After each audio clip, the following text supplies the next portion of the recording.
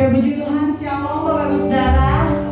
Saya boleh melihat tangan-tangannya, kita bersuka cita sebab hari ini Tuhan sangat mengasihi kita, amin. Kita semua ada di tempat ini bukan karena kekuatan kita, tapi saya yakin dan percaya itu semua karena anugerah Tuhan, kebaikan Tuhan dalam kehidupan kita. Saya undang kita semua bangkit berdiri, karena Tuhan mengatakan, beribadahlah kepada Tuhan dengan sukacita, datanglah ke hadapannya dengan sorak-sorai. Beribadahlah kepada Tuhan Allahmu dengan segenap hatimu dan dengan segenap jiwamu. Berpeganglah kepada perintahnya dan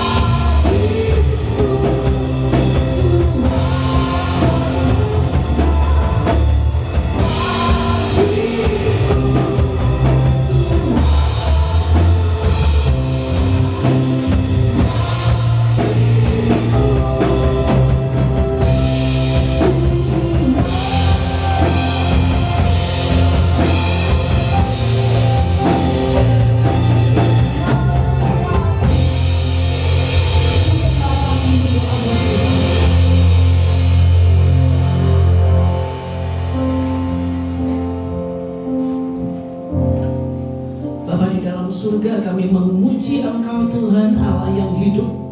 Engkau Allah yang kudus yang hadir di tengah-tengah kami pada pagi hari ini. Segenap kehidupan kami serahkan kepadamu Tuhan. Ampunilah dosa dan kesalahan kami, tahirkanlah kami Bapa. Layakkanlah kami untuk masuk di dalam hadirat Tuhan dan menerima sukacita ketika kami menyembah dan memuliakan Engkau. Terpujilah Tuhan, kami menyerahkan ibadah ini hanya bagi Engkau. Di dalam nama Tuhan Yesus semua katakan amin. Puji Tuhan.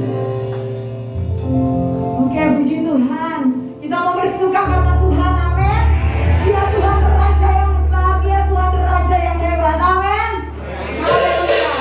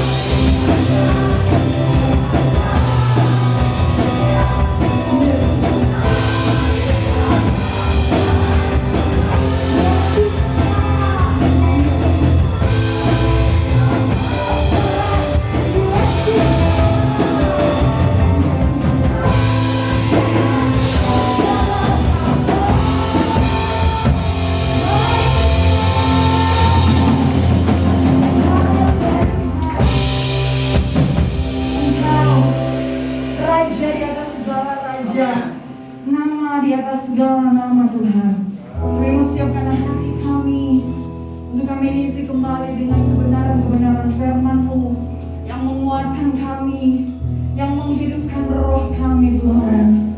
Haleluya Yesus, dalam segala perkara kami tahu Engkau Allah yang punya rencana Tuhan. Perkara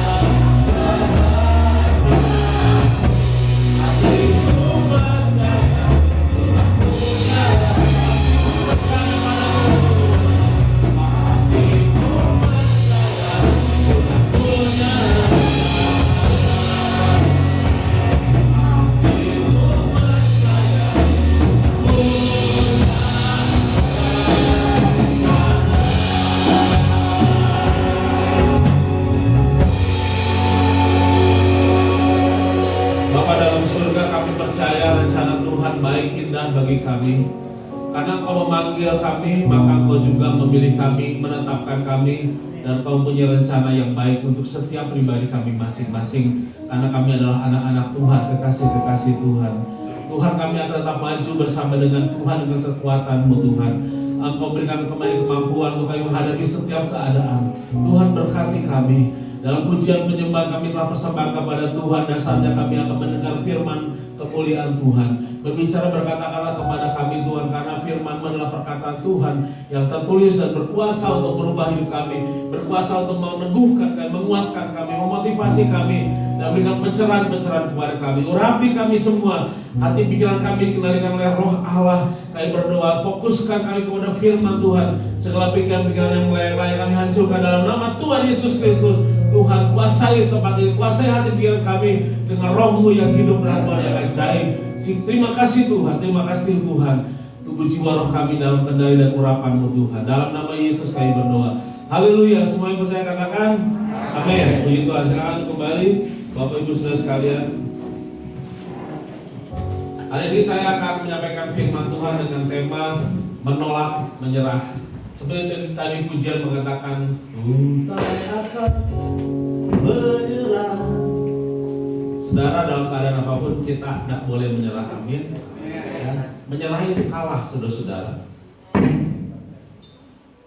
Perjalanan hidup seorang dimulai ketika ia dilahirkan sebagai bayi. Seorang bayi telah diberikan kekuatan positif oleh Tuhan untuk terus bangkit dari setiap kegagalan. Dalam bukunya Dare to Fail, Billy Lim mengatakan bahwa menurut sebuah survei dibutuhkan rata-rata 240 kali jatuh bangun sebelum seorang bayi mampu berjalan. Anak-anak saudara nih, saudara-saudara termasuk saya dan saudara di dalamnya, bahwa kita pernah mengalami jatuh bangun selama berapa? 240 kali sebelum kita oleh mama papa kita diajarkan jalan. Tetapi Bapak Ibu Saudara sekalian, kata buku Dare to Fail yang dikarang oleh Billy Lim mengatakan bahwa Tuhan memberikan kepada kita semangat, pikiran positif, ingin maju, ingin bangkit dari setiap kegagalan lepas kegagalan. Tuhan mengatakan, Tuhan memberikan satu hal yang positif, berikan dorongan kepada kita untuk terus bangkit dari setiap kegagalan. Siapa di antara kita yang pernah gagal? Kita semua pernah gagal. Saya dan saudara pernah gagal dalam beberapa hal, dalam beberapa perkara. Tetapi Tuhan mengatakan kita diberi semangat, kita diberi Roh Allah untuk kita bangkit dari keterpurukan, dari kegagalan, dari kelemahan, dari keputusasaan. Saudara-saudara, rupanya kita pernah mengalami jatuh bangun selama 240 kali sebelum kita berjalan dengan baik. Melansir kompas.com Maret 2019, ini udah agak lama, tercatat 250 anak SD sampai SMU bunuh diri di Jepang. Tertinggi dalam 30 tahun terakhir. Jadi Bapak Ibu, bahwa di Jepang itu angka bunuh dirinya tinggi. Mereka udah menjadi kebiasaan kalau menghadapi keadaan, kenyataan-kenyataan yang menyakitkan, kenyataan-kenyataan yang udah kegagalan, lalu mereka mengambil jalan pintas yang namanya bunuh diri. Mungkin mereka nggak mau menghadapi kenyataan, mungkin mereka nggak mau menghadapi tantangan, lalu mereka mengambil jalan pintas namanya bunuh diri. Mengapa? Ya itulah menjadi budaya Bapak Ibu Saudara. Padahal di firman Tuhan mengatakan bunuh diri itu adalah tidak dikehendaki oleh Tuhan. Itu jalan tol untuk masuk ke mana? Ke neraka, bukan ke surga. Jangan berangan-angan masuk surga. Orang yang bunuh diri itu menyalahi aturan Tuhan. Kalau Tuhan mau kita umur sampai 70 tahun atau 80 tahun, tahu-tahu kita mengakhiri usia 25 tahun, itu udah pasti masuk dalam pintu gerbangnya neraka. Tuhan tidak izinkan bunuh diri karena Tuhan yang memiliki kehidupan. Nah, Bapak Ibu Saudara sekalian, oleh karena budayanya orang-orang Jepang yang punya harga diri tinggi, dia nggak mau disebut sebagai orang gagal, lalu dia mengambil jalan pintas, lalu dia mulai menyerah dengan keadaan dan dia bunuh diri. Nah, saudara-saudara, ada satu cerita seorang prajurit tentara Jepang pada Perang Dunia Kedua namanya Hiro Onoda. Hironoda tentara Jepang pada Perang Dunia Kedua tercatat dalam sejarah sebagai tentara Jepang terakhir yang menyerahkan diri setelah Jepang menyerah tanpa syarat dalam Perang Dunia Kedua tahun 1945. Saudara pahami bahwa 1945 adalah Hari Kemerdekaan Indonesia.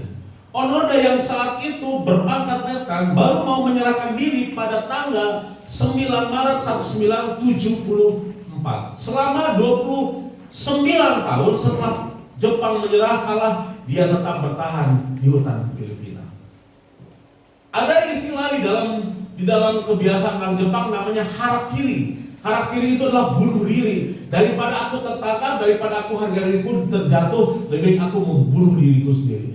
Jadi orang Jepang itu kalau nggak mau kalah, dia tancapkan itu pedangnya ke badannya. Itu namanya harakiri. Nah rupanya Hiro Onoda ini adalah salah satu orang yang tidak mau menyerah. Inilah contoh baik bagi kita bahwa orang seperti Hiro Onoda itu dia nggak mau kalah dengan keadaan. Walaupun tentara Jepang, pemerintah Jepang menyerahkan diri, berarti kalah. Tetapi Hiro Onoda bilang, saya tidak mau kalah. Selama 29 tahun dia melanglang buana di hutan Filipina. Dia berperang sendiri. Bapak Ibu Saudara, inilah tipikal orang yang tidak mau menyerah dengan keadaan. Saudara, yang pertama, firman Tuhan mengatakan menolak menyerah. Karena apa? Karena Tuhan akan mengubah keadaan. Amin. Kita jangan menyerah, tolak menyerah itu. Jangan mau menyerah dengan keadaan. Jangan mau menyerah dengan keadaan mungkin. Apapun yang terjadi, tantangan apapun, pergumulan apapun, kesulitan-kesulitan apapun dalam hidup kita, kita harus menolak untuk menyerah. Salah kalau kata berserah. Berserah dan menyerah itu beda. Jadi menolak menyerah karena apa? Karena Tuhan akan mengubah keadaan. Kita harus pahami bahwa orang benar juga akan mengalami masalah hidup. Mari kita akan lihat dengan profilnya Ayub. Ayub adalah seorang laki-laki di tanah Ur bernama ada seorang laki-laki di tanah Ur bernama Ayub.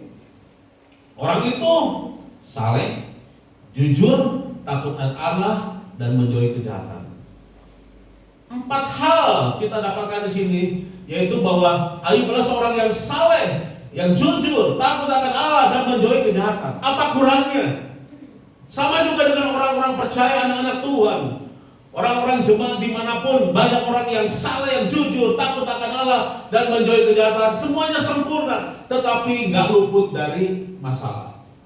Dan dia punya 7 anak laki-laki dan 3 anak perempuan. Dan dia punya harta kekayaan yang luar biasa banyak. Saudara bisa melihat di dalam deskripsinya itu. Nah, Bapak Ibu Saudara sekalian, itu adalah kekayaan, keadaan Ayub. Itu adalah kerohanian Ayub yang dimilikinya. Tetapi berbeda dengan Ayub, anak-anaknya hidup secara duniawi.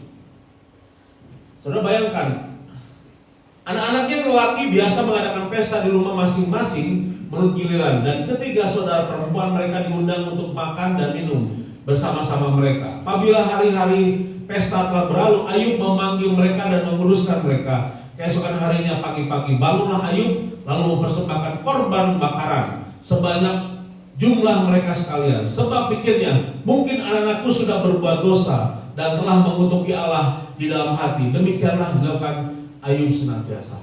Bapak Ibu Saudara sekalian, kita sebagai orang tua berkewajiban bukan saja mendidik anak-anak kita, tetapi kita juga harus datang kepada Tuhan dalam doa-doa permohonan kita, bahwa kita minta agar anak-anak kita dikuduskan, diampuni dosa dan kesalahannya.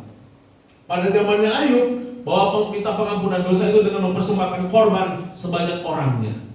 Nah, karena Ayub adalah orang kaya, maka anaknya yang 10 itu selalu setiap hari diberikan korban persembahan kepada Tuhan, dan Ayub meminta ampun kepada Tuhan. Ini adalah satu kebiasaan yang baik, yang positif.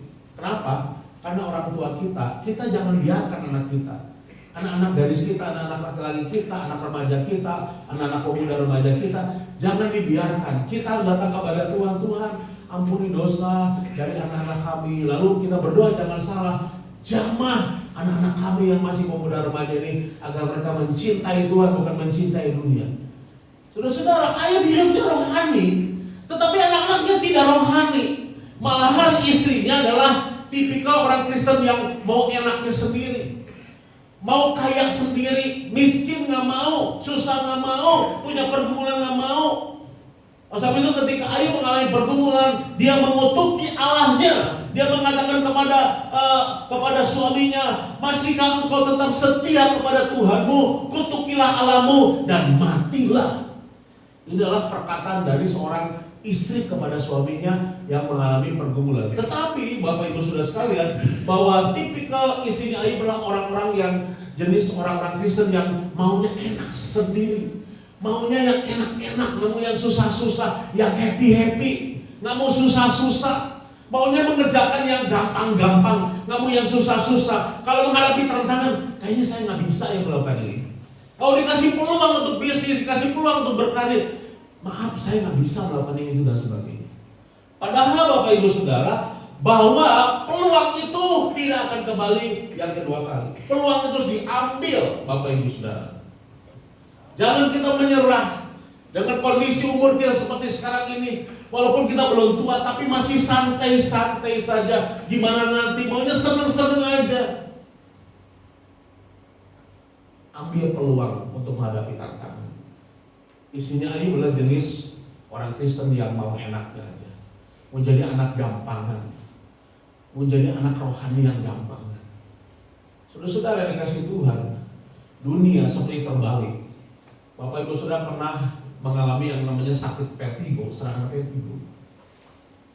Vertigo itu luar biasa. Kalau kita mengalami vertigo, apalagi bawa motor, apalagi bawa mobil, maaf kata, itu udah pasti celaka. Kalau nggak belok ke kiri, belok ke kanan, nggak bisa mengendalikan. Karena apa? Ketika vertigo itu menyerang kita, maka yang namanya dunia itu seperti terbalik. Ini langit-langit terbalik, muter-muter. Kalau pusing kan kita yang pusing. Tetapi kalau namanya serangan vertigo itu adalah bumi seperti berbalik-balik. Bumi seperti berputar-putar. Gak mungkin kita mengendalikan skill atau motor kita atau alat mesin apapun. Saudara-saudara, itulah keadaan yang dialami oleh Ayub. Dunia seperti terbalik, saudara-saudara. Ketika iblis menggoda, ketika iblis mengadakan serangan kepada Ayub, lalu hartanya habis, anak-anaknya mati semua. Maka berilah Ayub lalu mengoyakkan jubahnya dan mencukur kepalanya, kemudian sujudlah ia dan menyembah. Kebiasaan orang-orang Ibrani, kalau mereka bergumul, mereka duduk, lalu mengoyakkan pakaiannya, lalu mencukur rambutnya, lalu sujud tersungkur seperti tertidur seperti itu. Lalu abu di sekitar diri itu diangkat ke atas, diangkat abu di atas kepala terangkat. Itu tandanya apa? Orang itu sedang berkabung. Orang itu sedang mengalami pergumulan yang berat. Orang kaya raya di daerahnya itu, Ayub terkenal sebagai orang yang kaya raya. Tetapi karena iblis setelah pergi dari hadapan Tuhan, lalu ditimpanya Ayub dengan bara yang busuk dari telapak kakinya sampai ke batuk kepalanya. Lalu Ayub mengambil sekeping beling untuk menggaruk-garuk badannya sambil duduk di tengah-tengah abu. Abu dinaikkan, dilemparkan ke atas, dicukurnya rambut, dikoyakannya jubah ungunya yang mahal. Lalu dia sujud dan dia tertelungkup karena dia sedang mengalami pergumulan yang berat. Orang bilang orang kaya sedang jatuh. Kalau ada istilah bilang OKB, orang kaya baru, ini orang kaya banting sana banting sini, atau orang kaya langsung miskin, saudara-saudara. Kita seringkali dengar ada orang-orang kaya yang kaya demikian rupa kayanya, tetapi akhirnya dia menjadi orang yang jatuh, betul-betul jatuh. Untuk hidup sehari-hari juga susah. Bapak Ibu Saudara sekalian, ketika Ayub menghadapi semuanya itu, apakah Ayub menyerah dengan keadaan? Dia tidak menyerah. Firman Tuhan mengatakan, dalam segala perkara, dalam segala hal, Ayub tidak berdosa. Ini adalah kalimat yang baik dari firman Tuhan. Jadi dalam hal-hal apapun, berhubungan dengan anak, dengan istrinya, berhubungan dengan kelakuan orang-orang di sekitarnya, Ayub tidak tergoda oleh teman-teman yang suruh mengutuki. Dia tidak tergoda dengan provokasi dari isinya yang suruh mengutuki dan meninggalkan Tuhannya. Dalam segala hal, Ayub tidak berdosa, malahan tidak ngomong ini itu. Dia berdiam diri, menutup mulut, dia tersungkur di kaki Tuhan. Tuhan menyenangi anak-anak Tuhan ketika menghadapi pergumulan, bukan untuk menyerah, bukan untuk bersungut-sungut, bukan untuk berkelahi dengan pasangan atau dengan keluarga atau dengan siapapun. Tetapi mari kita belajar dari tantangan yang dihadapi oleh Ayub. Ayub berdiam diri dan dalam segala hal Ayub tidak berdosa kepada Tuhan. Ayub menutup mulutnya untuk tidak bersungut-sungut, untuk tidak mengutuki Allahnya. Walaupun istrinya mengutuki Allahnya, tetapi Ayub menutup mulutnya, berdiam diri di hadapan Tuhan, mohon belas kasihan Tuhan. Dan apa yang terjadi? Tuhan memulihkan Ayub dan justru semakin diberkati Tuhan. Anaknya yang mati diganti oleh Tuhan. 7 anak laki dengan 3 anak perempuan yang cantik-cantik. Salah satu yang paling cantik namanya Kesia. Wah, makanya orang Kristen tuh senang dengan kata Kesia. Cuma tulisannya harus pas sama dengan Alkitab. Kesia. Nah, Bapak Ibu Saudara sekalian, lalu harta kekayaannya dibuat berbanyak-banyak oleh Tuhan, dibuat berlipat-lipat ganda oleh Tuhan.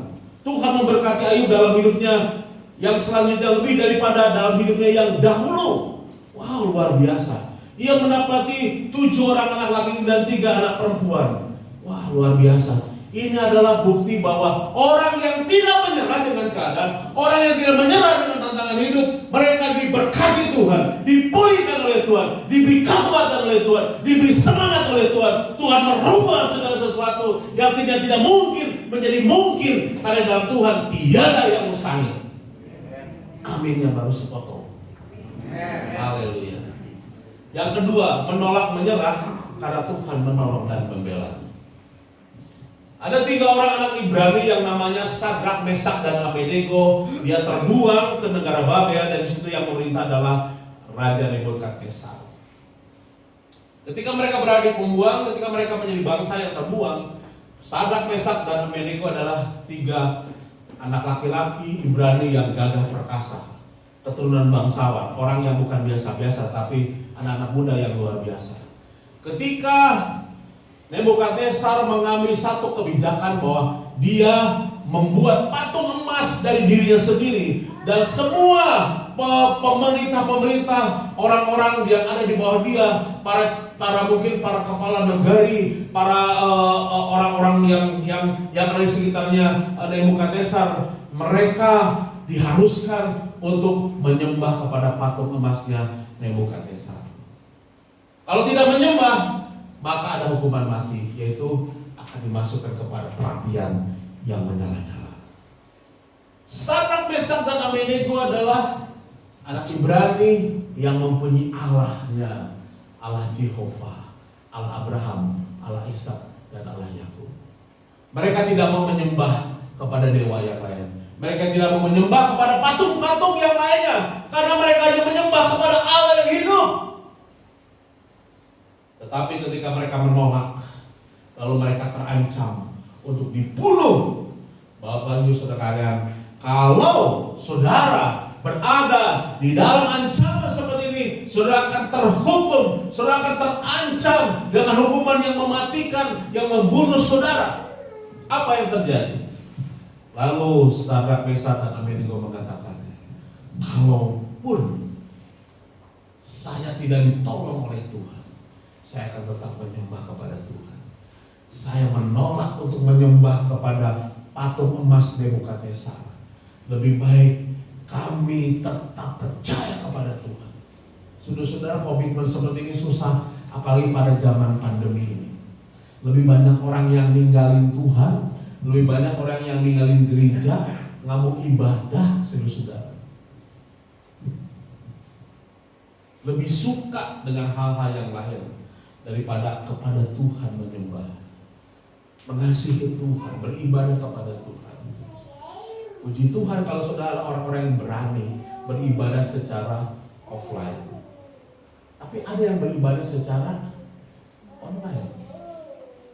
Nah, saudara-saudara, Banyak alasan ini itu dan sebagainya. Tapi bayangkan kalau ibadahnya di rumah sudah jalan 2 tahun, nggak pernah nginjek gereja, nggak pernah ikut persekutuan dengan KW, KP dan yang lain-lainnya, nggak pernah gabung dengan kakak-kakak yang ada, nggak pernah gabung dengan komunitas-komunitas kita. Bagaimana jawabannya, Bapak Ibu Saudara? Apakah masih tetap mengasihi Tuhan? Apakah masih tetap beribadah kepada Tuhan? Beribadah kepada Tuhan itu mahal harganya, waktunya mahal, Bapak Ibu Saudara sekalian. Saudara termasuk orang-orang yang berani. Kalau saudara melihat keadaan-keadaan sekitar kita, waktu saya mau posting di grup tentang keadaan itu bukan omong kosong, itu fakta, itu kenyataan, saudara-saudara. Dan kita jangan mau berinteraksi dengan orang-orang yang lain yang kesehatannya mungkin terganggu, hati-hati, saudara-saudara. Karena ada varian virus baru yang 1117 itu yang lebih bisa menularkan kepada orang lain. Mungkin kalau COVID-19 kepada 2-3 orang, kalau varian yang baru bisa kepada 10-20, bisa berlipat-lipat kali ganda. Ini yang menakutkan. Kita harus tetap dengan dengan kesehatan, dengan jaga kesehatan, dengan protokol kesehatan. Saudara-saudara, kita berada dalam keadaan yang sulit sebenarnya. Kita sulit untuk mencari Tuhan, kita sulit untuk menyembah Tuhan, kita sulit untuk ke gereja. Tetapi oleh anugerah Tuhan kita masih tetap beribadah kepada Tuhan. Ketika hal itu terjadi kepada Sadrak, Mesak, Abednego, mereka itu tidak mau menyembah kepada dewa-dewa yang lain. Ada banyak orang-orang Kristen, ada banyak gereja yang mulai menyembah kepada dewa-dewanya yang baru. Lebih suka kepada permainan-permainan, gaya hidup yang baru, permainan-permainan yang baru, gaya lifestyle yang baru. Sudah melupakan Tuhan. Bangun sudah siang, biasa kerja bangun pagi, sekarang bangun jam 10. Biasa bangun jam 6, sekarang bangun jam 8. Itu sudah biasa, saudara-saudara. Tetapi Sadrak, Mesak, Abednego ketika menghadapi tantangan, dia katakan, aku sekali-kali, kami sekali-kali tidak akan menyembah kepada dewa patung emas Nebukadnezar. Lalu mereka mengatakan mereka akan mengalami ancaman kematian. Tetapi ketika mereka konsisten untuk menyembah Tuhan, tetap percaya kepada Tuhan, mereka katakan kalaupun Tuhan tidak menolong kami, kami tetap percaya kepada Tuhan. Akhirnya mereka dimasukkan ke dalam api yang menyala-nyala. Malahan Nebukadnezar memerintahkan agar api itu dibuat berlipat-lipat kali ganda panasnya, sehingga orang yang menghantar Sadrak, Mesak, Abednego untuk masuk ke dalam api, mereka pun tersambar api, matilah mereka juga. Orang yang mengantar, yang membawa Sadrak, Mesak, Abednego kepada api yang menyala itu, mereka disambar oleh api yang menyala-nyala. Ketika Sadrak, Mesak, Abednego berada dalam api yang menyala-nyala, api menjilat-jilat tubuh-tubuh mereka bertiga. Apa yang terjadi, Bapak Ibu Saudara? Rupanya di dalam api itu bukan 3 orang, tetapi ada berapa orang? Ada 4 orang. Firman Tuhan mengatakan yang satu itu seperti anak dewa. Wow, siapa itu anak dewa? Itu sebutan dari orang kafir, itu sebutan dari orang-orang Babel. Anak dewa itulah Tuhan Yesus yang melindungi Sadrak, Mesak, dan Abednego karena mereka tetap konsisten, setia, dan menyembah dan berbakti kepada Tuhannya. Lalu Tuhan yang membela, Tuhan yang menolong, Tuhan yang menyelamatkan. Tidak ada satu helai rambut pun jatuh dan terbakar. Mereka menolak untuk menyembah dewa Nebukadnezar. Mereka menolak untuk menyerah dengan keadaan. Mereka berani mati. Mereka berani syahid. Mereka berani mati karena percaya kepada Tuhan. Karena mereka tetap setia kepada Tuhan. Orang yang setia kepada Tuhan, orang yang setia berada kepada Tuhan, Tuhan akan menolong, Tuhan akan meluputkan. Kita jangan mudah menyerah. Kita akan menolak untuk menyerah dengan hidup kita. Amin. Ketika Rasul Paulus diperintahkan oleh Tuhan untuk pergi ke Kaisar untuk mengadakan banding karena kasusnya, Rasul Paulus dengan beberapa orang dan juga orang-orang dalam satu kapal untuk melakukan pelayaran ke Roma. Dalam pelayaran apa yang terjadi? Ada angin badai yang begitu hebat lalu menerpa kapal penumpang itu. Lalu orang-orang sekitar mereka di dalam kapal itu, mereka mulai berteriak kepada Tuhan. Mereka mulai berteriak kepada Tuhannya. Lalu Roh Kudus berbicara kepada Paulus, jangan takut, engkau tidak akan binasa, karena kau akan menghadap kepada Kaisar untuk mengadukan banding hukumnya. Saudara-saudara, lalu Paulus yang ditenangkan oleh Roh Tuhan, lalu Paulus mulai berkata kepada orang-orang yang dalam kapal itu, jangan engkau menyerah, jangan engkau takut menghadapi gelombang lautan ini, karena Tuhan tadi malam berbicara kepada aku bahwa engkau jangan menyerah, jangan menyerah, maju terus, walaupun kapal penumpang itu hancur berkeping-keping di Malta. Tetapi apa yang terjadi? Paulus dan orang-orang yang ada di kapal itu tidak ada satupun yang mati dan binasa. Mereka menolak menyerah.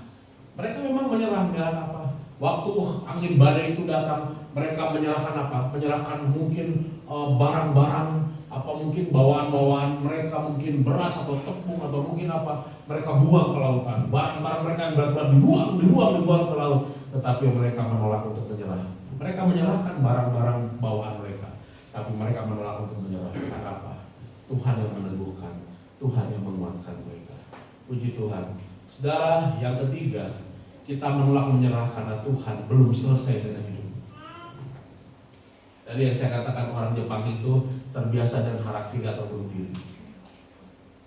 Orang yang mau mati sekalipun, kalau Tuhan belum selesai dengan hidupnya, ketika kelihatannya orang itu akan binasa, tetapi ketika Tuhan belum selesai dengan hidup kita, masih koma, saudara-saudara. Masih, kalau kalimat itu masih koma, belum titik.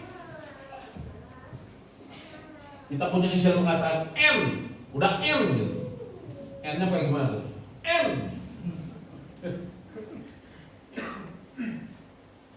Kalau Tuhan mengatakan belum selesai dengan hidup kita, kita harus menolak untuk menyerah.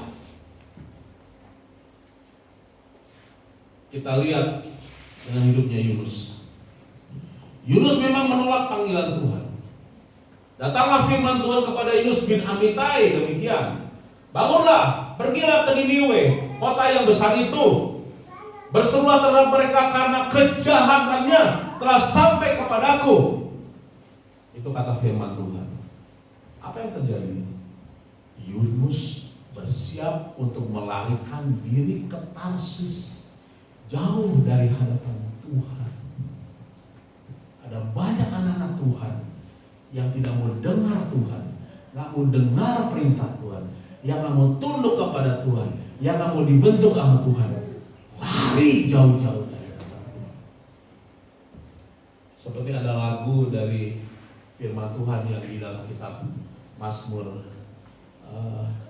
kemanakah aku dapat pergi? Sudah tahu lagu ini? Kemanakah aku dapat pergi, mencari Roh-Mu Tuhan? Ku berlari mendaki ke langit, katakan namun Engkau ada di sana.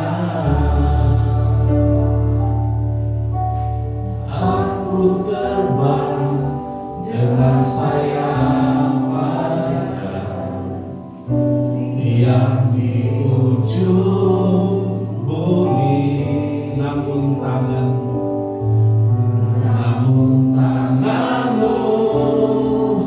menuntunku selalu, bawaku mendekat padamu. Engkau Tuhan Allah Maha Tahu, betapa dahsyatnya kuasa-Mu, hadirat-Mu kini penuh hidup, bawaku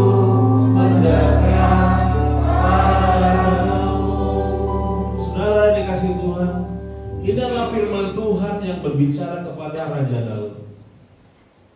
Ketika Daud berusaha untuk lari dari hadapan Tuhan. Padahal kita tahu bahwa Daud adalah orang yang dekat dengan Tuhan. Hanya dekat Allah saja aku tenang, itu kata Daud. Ketika Daud mengalami tekanan hidup, ketika dia berusaha ingin menyerah dengan keadaan, dia tidak menolak untuk menyerah.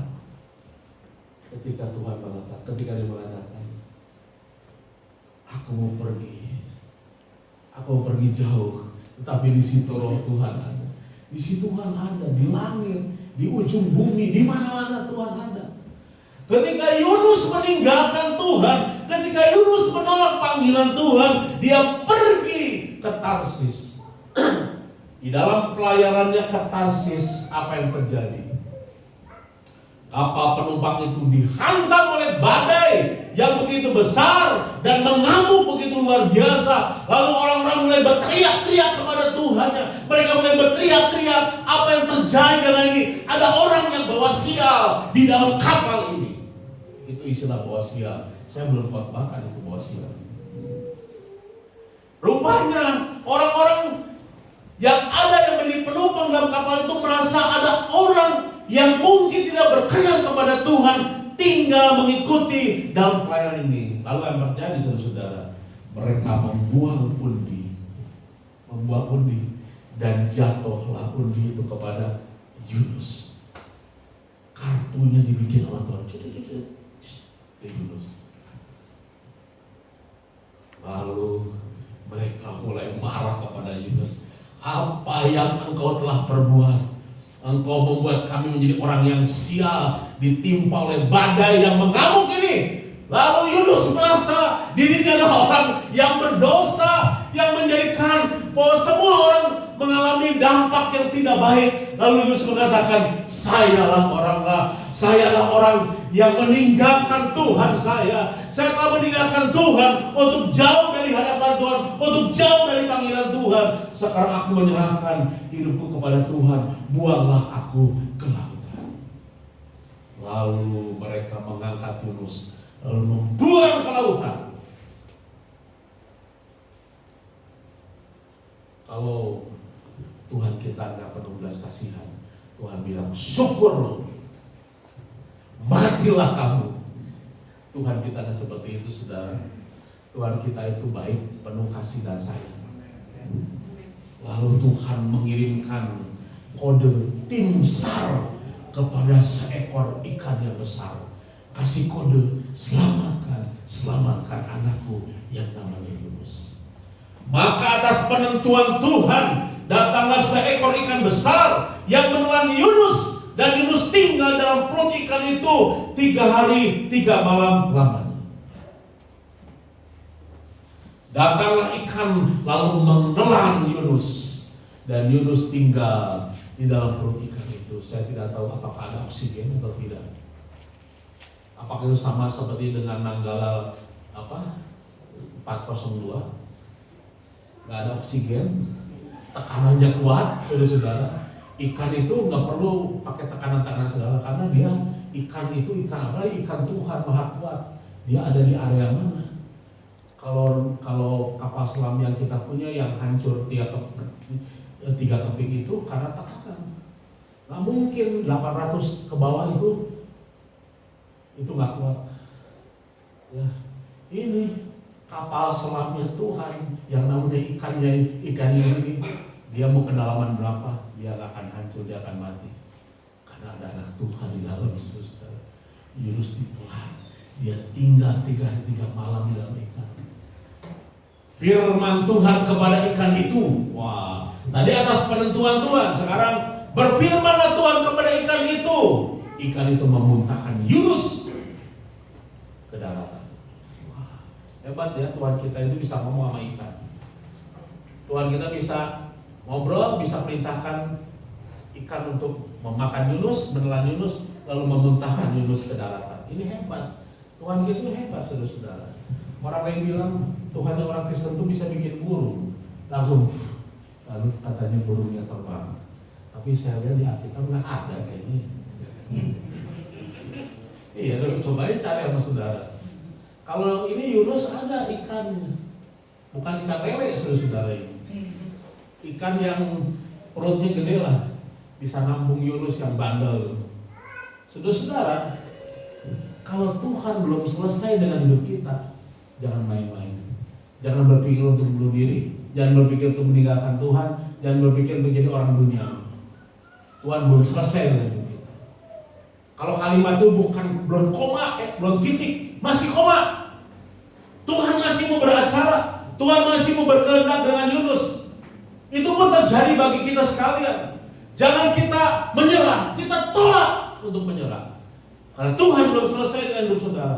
Mungkin saudara berpikir, udah Tuhan, udah cukup Tuhan. Saya udah pusing Tuhan, saya udah menyerah Tuhan, saya udah putus asa Tuhan. Bisnis, usaha, pekerjaan dan sebagainya, sepertinya nggak ada jalan keluar. Aku nyerah aja Tuhan. Lebih baik aku jadi orang dunia aja, seperti orang-orang Israel yang akan kembali ke Mesir. Lebih baik aku ke Mesir aja Tuhan. Emangnya nggak ada kuburan di Mesir? Kau membawa kami kepada gurun yang begitu luas. Saudara, seringkali hal ini terjadi dalam hidup kita seperti Yunus.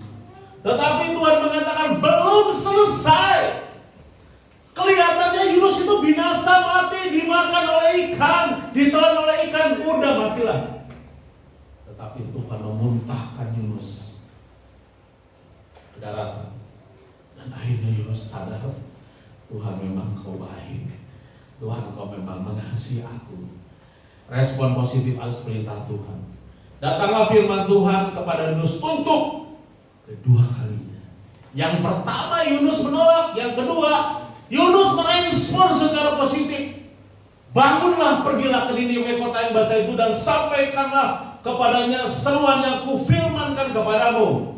Bersiaplah Yunus, lalu pergi ke Niniwe sesuai dengan firman Allah. Niniwe adalah sebuah kota yang mengagumkan, besarnya 3 hari perjalanan luasnya. Ketika Yunus berkhotbah, berpidato, ada banyak orang bertobat, ada banyak orang berpuasa, merendahkan hati di hadapan Tuhan. Dan Tuhan mengasihi Niniwe. Tuhan memakai Yunus. Saudara, jangan berpikir kematian itu segala-galanya. Orang yang udah harusnya mati ditelan oleh lautan, Tuhan menyelamatkan melalui ikan. Sama juga dengan keluarga Marta, Maria, dan Lazarus. Lazarus adalah tulang punggung, saudara. Tulang punggung keluarga.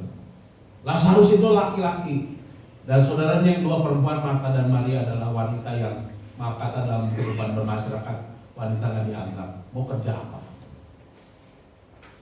Tetapi saudara-saudara, satu ketika Lazarus mati.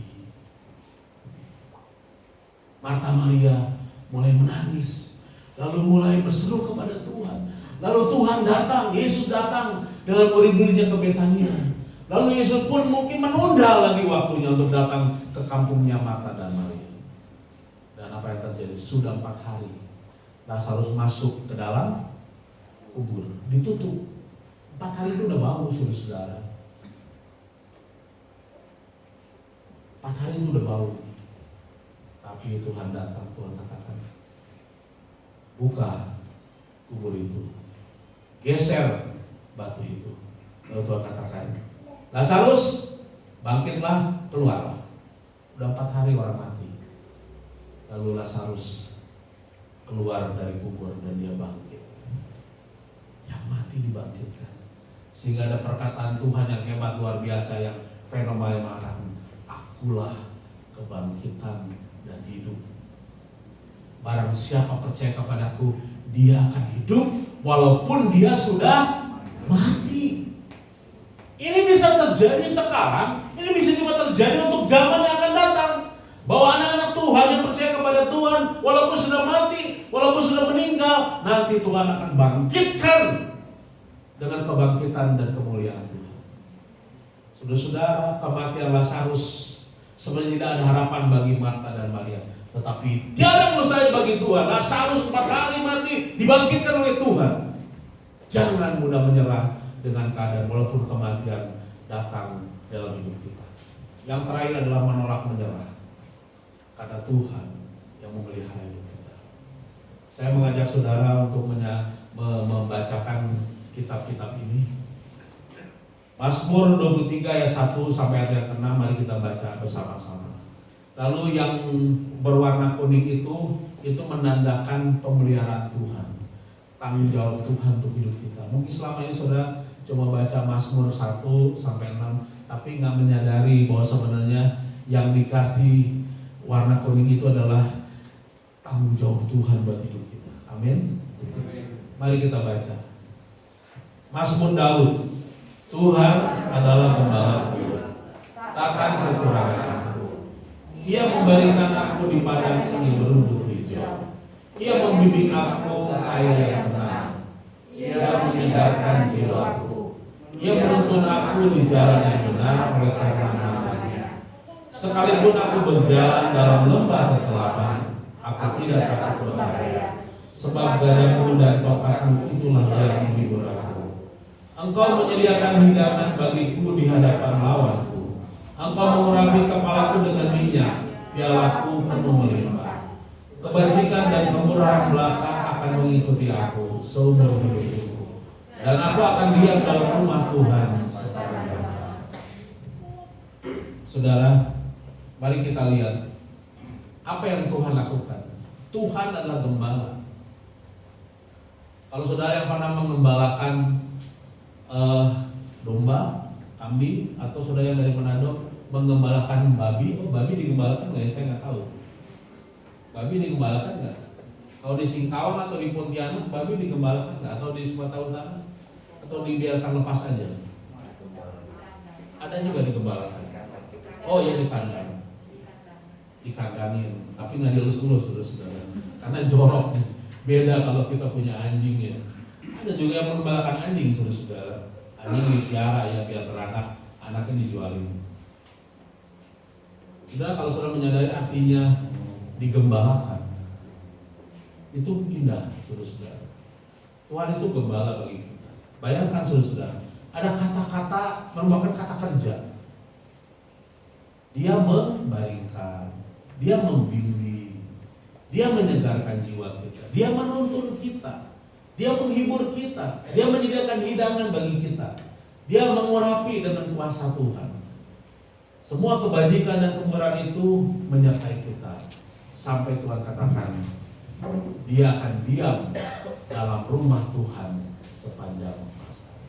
Sudah artinya diam dalam rumah Tuhan itu bisa diam ketika beribadah, atau diam dalam rumah Tuhan ketika seseorang itu meninggal, lalu mereka tinggal di rumah Tuhan, yaitu di surga. Diam dalam rumah Tuhan sepanjang masa. Bagi ada banyak anak-anak Tuhan, ketika melihat di lisannya ada satu perkataan yang demikian, aku akan diam dalam rumah Tuhan sepanjang masa. Artinya apa? Orang yang meninggal itu sudah ada di surga. Dia diam dalam rumah Tuhan sepanjang masa. Sepanjang masa itu artinya apa? Hidup abadi, saudara. Tuhan sudah menjanjikan kepada kita tentang rumah di surga. Di sana kita akan tinggal dalam rumah Tuhan sepanjang masa, hidup abadi bersama dengan Tuhan. Inilah janji Tuhan bagi kita. Jadi jangan mudah menyerah dengan keadaan. Hadapilah keadaan itu dengan penuh semangat. Saudara-saudara, ada kata-kata penguatan. Saya membacakan. Jika salah, perbaiki. Jika gagal, coba lagi. Tapi jika kamu menyerah, semuanya selesai. Katanya. Beberapa orang pada akhirnya memutuskan untuk menyerah, namun perlu kita tahu bahwa menyerah sama beratnya dengan terus berjuang. Betul juga ya. Jangan menyerah saat doa-doamu belum terjawab. Jika kamu mampu bersabar, Tuhan mampu memberikan lebih daripada apa yang kamu minta. Jangan patah semangat. Saat kehidupan ini tidak berjalan seperti rencanamu, ingatlah, hidupmu ada untuk mengenapi rencana Tuhan. Bukannya rencanamu, karena rencana Tuhan yang terbaik, maka jangan berhenti menyerah. Itu yang dialami oleh Yunus. Hari ini bukan hari untuk menyerah, hari ini. Tetapi hari ini adalah hari untuk tetap semangat, amin. Mencapai semua tujuan dan cita-cita. Yang terakhir, jangan pernah menyerah, jangan berputus asa. Mujizat itu nyata, amin. Jangan pernah menyerah, jangan berputus asa. Mujizat itu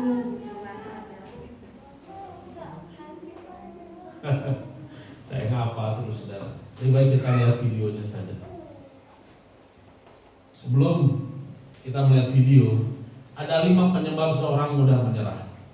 Dengan cepat saja. Orang yang cepat menyerah, slide yang berikutnya. Yang pertama, orang yang suka menyerah itu orang yang jauh dari Tuhan, gak dapat kekuatan dari Tuhan. Jauh dari Tuhan, seperti Yudas Iskariot. Dia udah jauh dari Tuhan, meninggalkan Tuhan, ya udah bunuh diri aja. Nah itu keliru. Lenyapnya rasa tanggung jawab, lalu menganggap diri tidak berdaya, nggak berdaya, merasa sudah tidak ada jalan keluar lagi, sensitif dengan omongan orang lain. Ini adalah tanda-tanda orang yang gampang menyerah. Tapi anak Tuhan tetap semangat, amin. Jangan menyerah, tolak kata menyerah itu, tolak untuk susah, tolak untuk putus asa, tetap semangat bagi Tuhan. Mari kita akan lihat satu video yang menginspirasi saudara bagaimana anak-anak gadis Tiongkok itu punya perjuangan hidupnya hebat luar biasa.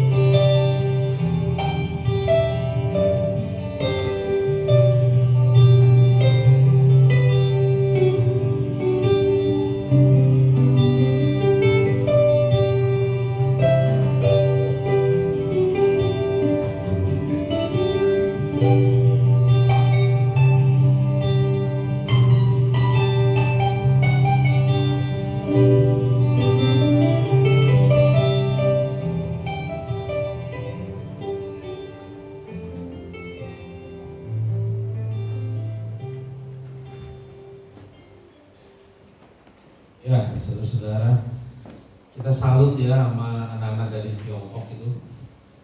Hebat, rajin. Kalau Bapak Ibu punya anak gadis seperti ini, bangga nggak? Kira-kira jadi apa nanti besarnya? Pekerja keras. Mama beliin minyak dong. Ntar mah. Wah. Itu Indonesia Raya, saudara-saudara. Ada di Indonesia Raya.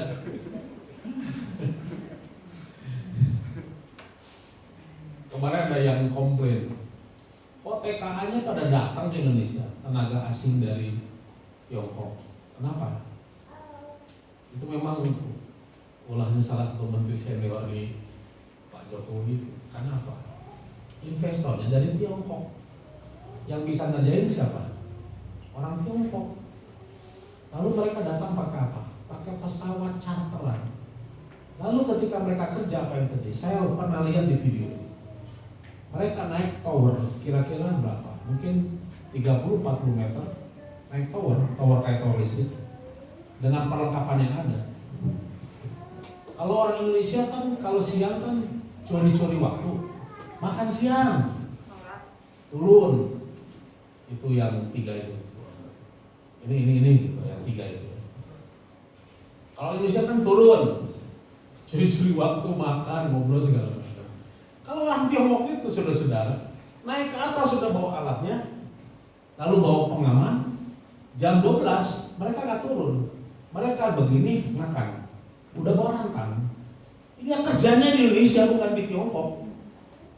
Itu yang dikerjakan proyek itu oleh orang Tiongkok dan cara kerja seperti itu. Mereka ngegantung aja istirahat di atas sembari makan.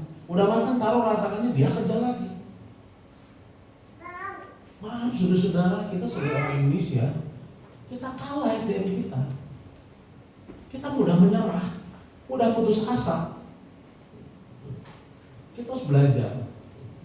Itulah contoh dari kecil, dari remaja. Jujur aja saya menyayangkan gimana punggungnya itu. Ya. Tapi saya yakin nanti tuanya nggak begini. Tapi begini tegak. Karena udah kuat otot-otot punggungnya. Saudara-saudara, mereka nggak mudah menyerah. Dari remaja diajar untuk hidup keras, tidak berleha-leha, tidak bersenang-senang. Senang-senang boleh, tapi harus berjuang. Kita diajarkan oleh Tuhan untuk berjuang. Tuhan memberkati ketika kita juga sebagai manusia bekerja sama dengan Tuhan, mau hidup berhasil. Jangan mudah menyerah. Tolak itu kata menyerah. Amin. Mari kita naikkan satu pujian.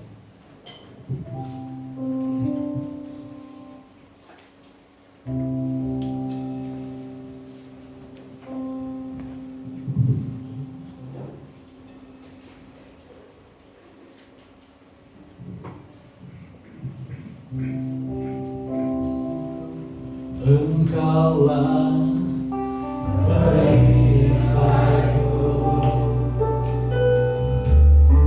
pada hidup menerpaku.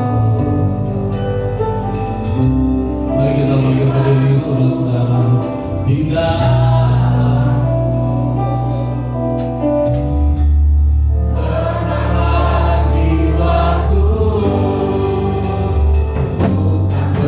yeah.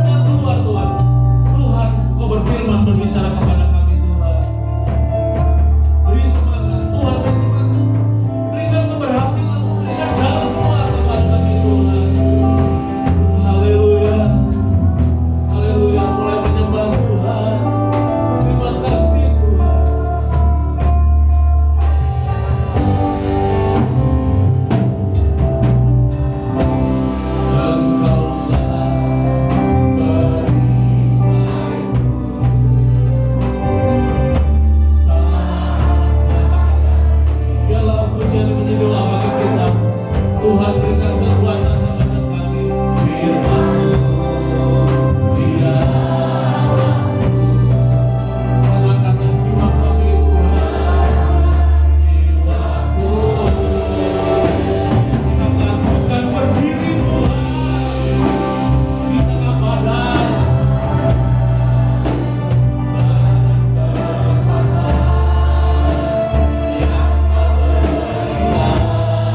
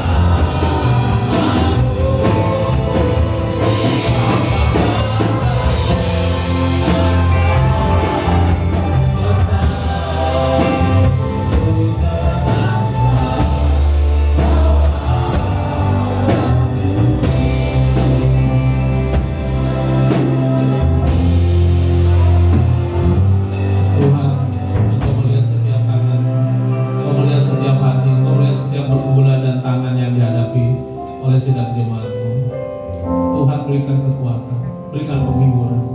Tuhan menopang, menolong dan memberikan jalan keluar. Di dalam nama Tuhan Yesus, dalam nama Tuhan Yesus, Engkau memberkati kami semua. Engkau menopang kami, memberikan semangat, sukacita, pengharapan yang baru kepada setiap kami yang mengalami pergumulan. Di dalam nama Yesus, dalam nama Yesus, Tuhan menopang, menolong, memberkatinya. Terima kasih Tuhan, hiburkan, kuatkan mereka. Dalam nama Yesus, dalam nama Yesus kami berdoa, haleluya, amin. Silakan kembali saudara.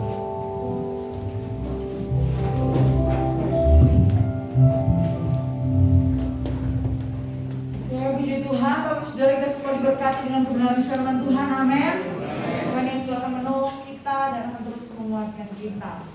Beberapa pengumuman Bapak Ibu Saudara dari kami Gereja Sedang Jemaat Allah mengucapkan selamat hari Minggu untuk kita semua dan selamat datang bagi Bapak Ibu Saudara yang baru pertama kali hadir bersama-sama dengan kami di tempat ini. Kami juga mengingatkan kepada Bapak Ibu Saudara ketika Bapak Ibu Saudara menginjakan kaki di tempat ini, mengambil komitmen untuk beribadah, tetap menjaga protokol kesehatan. Ketika Bapak Ibu Saudara ada di dalam ruangan ini, harap menggunakan masker dan tidak melepasnya. Dan kami juga mengingatkan kepada Bapak Ibu Saudara ketika Bapak Ibu Saudara akan keluar dari tempat ini, harap tetap menjaga jarak satu dengan yang lainnya. Puji Tuhan, demikian pengumuman yang ada. Saya mengundang kolektan untuk maju ke depan. Mari kita mempersiapkan persembahan kita. Firman Tuhan mengatakan, Bapak Ibu Saudara, persembahkanlah korban yang benar dan percayalah kepada Tuhan, sebab segala sesuatu adalah dari Dia dan oleh Dia dan kepada Dia, bagi Dialah kemuliaan sampai selama-lamanya. Kita berdoa Bapak Ibu Saudara. Kami sungguh mengucap syukur buat hari ini Tuhan, Engkau sudah menjadi Bapa yang sangat baik, yang setia di dalam setiap kehidupan kami. Kami ada sampai saat ini bukan karena kami, bukan karena kekuatan kami, tapi karena Tuhan begitu mengasihi kami, Bapa. Saat ini kami mau belajar memberikan yang terbaik untuk Tuhan. Kami membawa setiap korban kami, korban yang benar kepada Tuhan. Dan kami mau belajar percaya kepada Tuhan. ketika kami membawa korban persembahan kami, perpuluhan kami, bahkan pembangunan rumah Tuhan di tempat ini, kami akan menjadi orang-orang yang diberkati oleh Tuhan. Kami tidak akan menjadi orang-orang yang berkekurangan. Terima kasih Tuhan, segala kemuliaan hanya bagi-Mu. Di dalam nama Tuhan Yesus kami siap memberi. Haleluya. Amin. Tuhan berkati.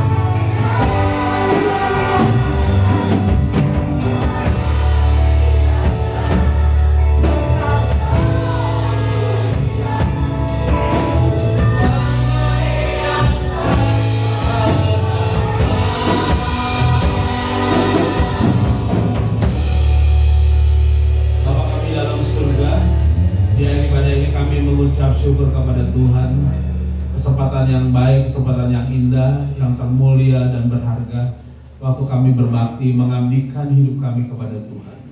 Kami adalah umat Tuhan, kami adalah anak Tuhan, kami berkewajiban berbakti kepada Tuhan, kepada Bapa kami di surga.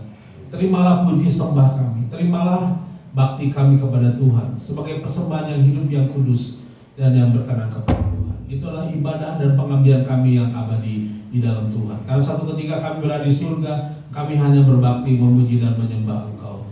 Tuhan, sebentar kami akan pulang. Tuhan menyertai kami, melindungi kami, tibakan di rumah dengan selamat tanpa kurang sesuatu apapun.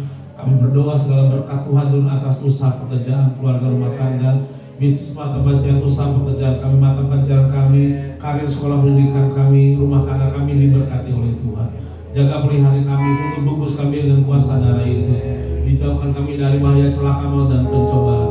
Jauhkan dari kuasa iblis, jauhkan dari orang-orang berniat jahat. Pasukan bala tentara surgawi akan melindungi kami. Terima kasih Tuhan.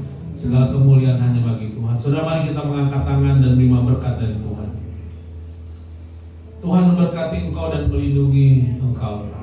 Tuhan menyari engkau dengan wajahnya dan memberi engkau kasih karunia. Dan Tuhan menghadapkan wajahnya sayang kepadamu dan beri engkau damai sejahtera.